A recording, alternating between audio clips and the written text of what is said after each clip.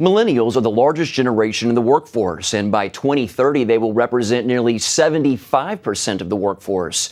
They are bringing with them a new perception of how office life should work. And here with more on that is best-selling author and therapist, Dr. Linda Mental. Welcome, Dr. Mental. Great. I'm so glad we're talking about this. Yes, important topic. Everybody either works or lives with a millennial, so stay tuned. That's true. Good point. Well, Yeah. It seems that millennials often bring a lot of tech savvy to the workplace. And what other characteristics do they bring that coworkers and employers should tap into? Well, they're really good at wanting to be on teams. And so if you have a team project or something that you need a lot of people to come together, they love that kind of synergy and energy. They're also very comfortable with diversity.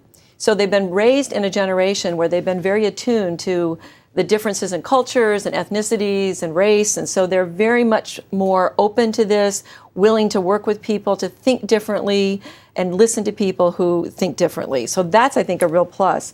I think one of the downsides, though, is that they get easily frustrated.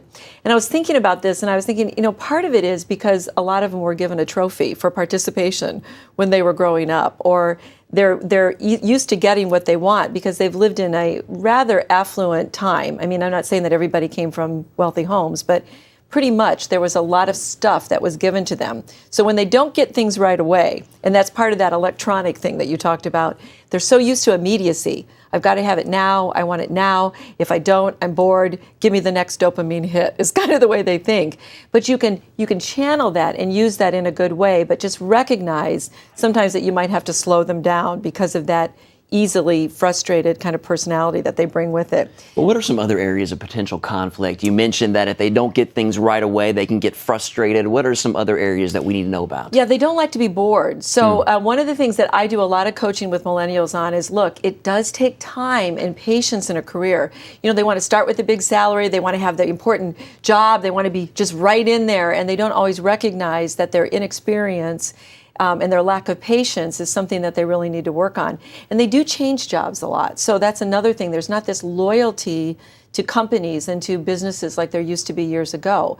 Again, you don't have to be afraid of that, but they need to slow down sort of that boredom quotient that they have. Well, that brings up my next question. We know that the average tenure of a millennial employee is just 2 years. That surprises me. Yeah. What are some good ways to keep them from heading out the door? Well, one of the things is they like a lot of flexibility. So if you're an employer or you're in a work organization where you can give them a little bit more flexibility in their day, maybe not start right at 8 o'clock, or they can have a little bit of flexibility on where they do some of their work, how they do some of their work, especially with the way we're so wired now at businesses.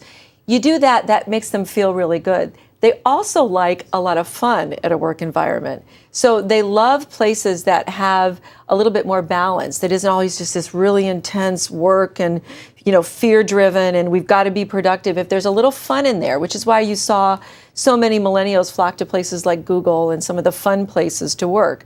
So just thinking again, how can I make this more community, more fun, more interesting, flexible in my organization? One thing we know about millennials, Dr. Mental, is that they have a passion for causes, for social justice. How can the church tap into those passions for the kingdom and sharing the gospel at the same time? Yeah, it's such a great thing about millennials. And one of the things is they really like to be listened to. And if you think about it, they're probably the most listened to generation that we've ever experienced. You think about how our parents raised us. They didn't have these huge conversations with us. At least mine didn't. They were great parents, but my mom did. My dad, not so much. Yeah. So this generation has had parents who just value listening, listen to them, let them talk, work out their problems. Again, if you listen to what they're saying, what are they passionate about? What do they want to do? What can they put their energies into the church?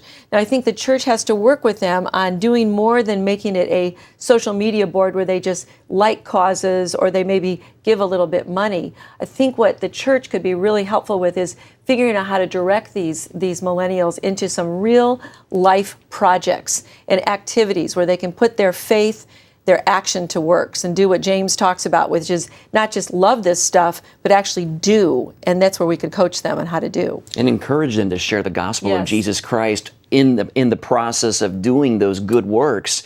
They can't forget about the gospel. Well, and that's exactly the model that Jesus did. He went about doing life, and whatever they had to do, people were moving and doing things in their daily life, and in the process, the gospel came up. It was That's just right. one of those things that came sort of organically. And millennials love that because it's authentic and it's genuine. So if you can teach them a Christian worldview in their workplace, how do you approach anything that you do from a Christian worldview, then there are lots of ways that they can organically share in the church and out of the church, which is the whole point of living our life in a very consistent way. All right, Dr. Linda Mendel, thanks so much. Really appreciate that information today. Thanks.